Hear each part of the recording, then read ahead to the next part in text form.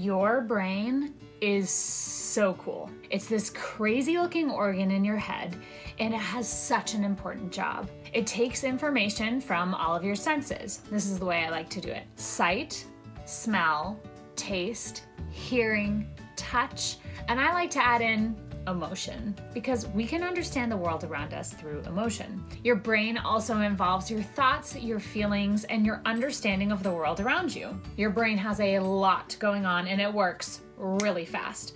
For example, using your sense of touch, if you touch something that's hot, a signal gets sent to your brain saying that's hot, and your brain says, that's hot, don't touch, and it sends the signal back down to your hand for you to lift your hand off.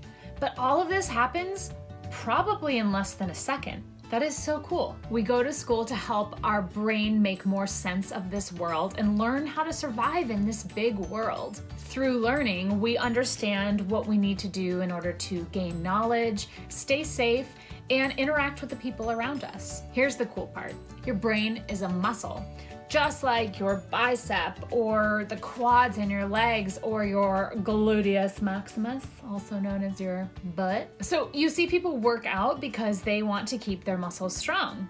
Well, we work out through learning. So you're probably in school and you'll continue to learn your whole life, and that's what helps keep your brain strong. Your brain wants to do things quickly, and so it recognizes and repeats patterns in order to be more efficient. That's why working out our brain is so important, because sometimes we want it to train it to do the right things, and sometimes we need to tell our brain, no, we don't want to do that anymore. So if you always think negative thoughts, and I want to use the word negative here instead of bad, there's really no such thing as a bad thought as long as you're not thinking about harming yourself or others. Now, some feelings make us feel really good inside. So joy, laughter, happiness, peace, calm. And some negative thoughts like anger or sadness or guilt make us not feel so good in our body. But there's really no good and bad. Our thoughts are our thoughts. And while we do have control over the way we think through exercising our brain, it's okay to have negative thoughts every once in a while. We all do. Your brain wants to work fast and it wants to repeat patterns. If you think a negative thought and then another negative thought, your brain will repeat that pattern. Negative thought, negative thought. You learn patterns in school, you get it, right? So one way we can think more positive thoughts is to focus on something called gratitude. And you may have heard this word before. It's a fancy word for saying that you are thankful for all the things in your life. It's a way for you to focus on all the good things happening in your life, even if it's hard to point out. There's always good we can see in the world. Because your brain is this amazing muscle, the more you think good things or show gratitude and thanks for the things around you, your brain will start to see that and bring that more into your life. It will become a pattern. So for example, if you have a negative thought, then a positive thought, your brain will start to repeat that pattern. Negative, positive. But if you continue to practice gratitude, maybe your pattern will start to look like this.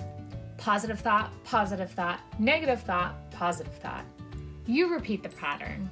It would be positive, positive, negative, positive. Now, this doesn't mean that if you practice gratitude, nothing bad will ever happen in your life. We don't really have a lot of control over some of the things that happen in our life. But if something bad does happen, you now have a great strategy to come back to a place of calm and peace a lot quicker than if you didn't practice gratitude. Practicing gratitude is a great way to focus on the good that's happening instead of focusing so much on the bad. Now, science shows that people who practice gratitude are generally a lot happier and they give back to others, like giving for charity. But if you really want to take your gratitude practice to the next level, then it's all about saying your gratitude out loud, kind of like a compliment. So if I feel really grateful for my friend who helped me out through a hard time, saying it to that friend, saying how thankful and grateful I am to that friend, really helps the practice so much more. Some ways that you can practice gratitude is saying what you're grateful for out loud, writing a list in your journal, drawing a picture of what you're grateful for, and maybe giving that picture to somebody. But I also like to think of it this way. You can list one person, one place, and one thing that you are grateful for. And remember, if you can say your gratitude to that thing, I don't even care if it's your toy. Go to your favorite toy right now and tell that toy how special that toy is to you. Right? Gratitude is all about expressing that. But also, when you say your gratitude out loud, not only are you helping yourself and training your brain to see the good things in life, but you're also helping others to feel really good. And that's the best gift that you can give someone. Today's star food is something I'm very grateful for because I think it's my favorite food. Sweet potatoes. Well, hey there, I'm the cousin of a potato, but I'm much kinder and healthier for you. I'm a sweet potato. I have lots of vitamins and minerals, and that's what makes me orange. If you eat me, I prevent you from getting big diseases, and I help you from aging. I mean, who wants wrinkles anyways?